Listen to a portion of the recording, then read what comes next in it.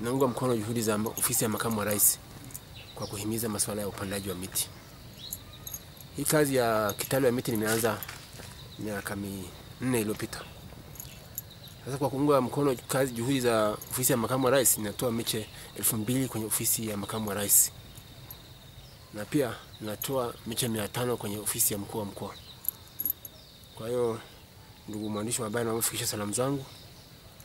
Na pia nilikuwa naomba zaidi ofisi ya makamu wa rais iendelee kuhimiza zaidi upandaji wa miti, kwa sababu watu ni kama vile hawana mwamko. Ni kama hivi mtu mteja anakuja anachukua miche 2. Sasa ni kama bustani hii ni kubwa sana na miche zaidi ya 50,000. Sasa mtu kujua kuchukua miche 2 bustani hii mpaka iishe, kuna changamoto kidogo. Watu ni kwamba watu hawana mwamko.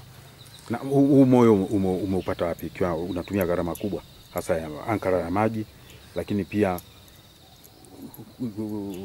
kutengeneza hii miti?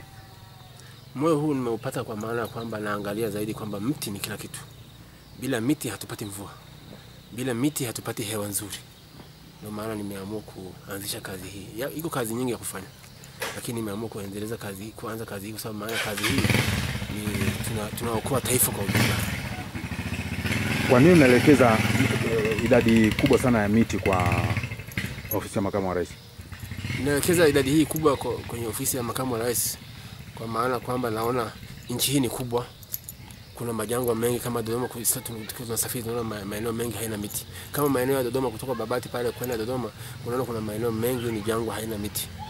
Kwa hiyo nimeamua kujitolea kwa ajili ya kuunga mkono juhudi zao. Na kingine ni kama sasa hivi angalia msimu wa mvua unazidi kwisha, bado na miche mingi kwenye bustani, na miche zaidi ya 50,000 mpaka sasa hivi, na msimu unaisha. Na maana miche hii isipotoka kwa msimu huu sitapata nguvu tena ya kuendeleza msimu ujao. Na miche hii ni mikubwa, kama sasa hivi angalia miche zaidi ya 2 feet. Miche huu kibaki mpaka msimu ujao hautafaa, hautaleta ladha. Ndio maana nimeamua kutoa kwa sababu pia msimu unaendelea kuisha na bado kuna miche mingi. Na pia nilikuwa naomba serikali kwa sababu nchi hii ni kubwa, ije ichukue miche angalau na mimi niweze kupata kulipa bili ya maji, angalau niweze kupata mahitaji ya watoto wangu wa shule private, ili nipate angalau pesa ya kwenda kusomesha watoto wangu. Na hili swala la kumpa mkuu wa mkoa miti 500? Nampa miche 500 mkuu wa mkoa kwa maana kwamba mkoa huu ni mkubwa. Kwanza yule mama namkubali sana, anahimiza masuala ya miti sana. Nampa hongera sana yule mama. Huyu Sindiga. Unani Sindiga. Mkuu nampa hongera sana. Kwa hiyo maana nampa miche 500.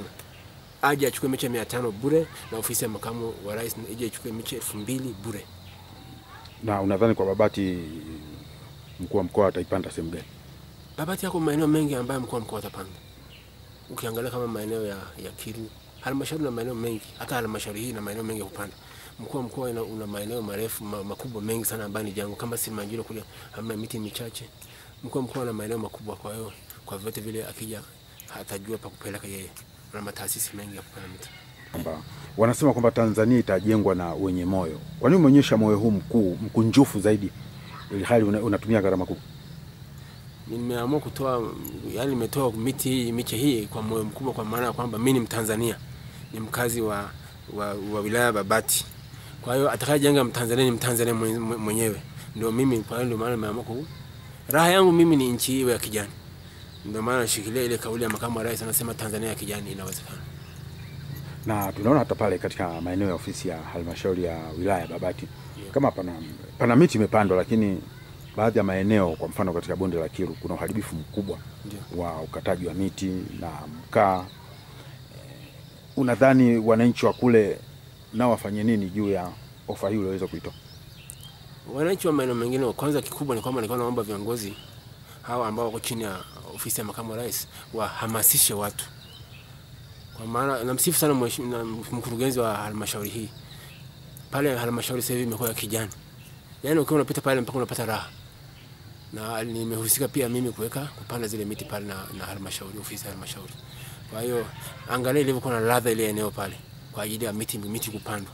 Kwa hiyo nahimiza zaidi maeneo mengine viongozi hawa waamke, watoke ofisini waende kuhamasisha watu.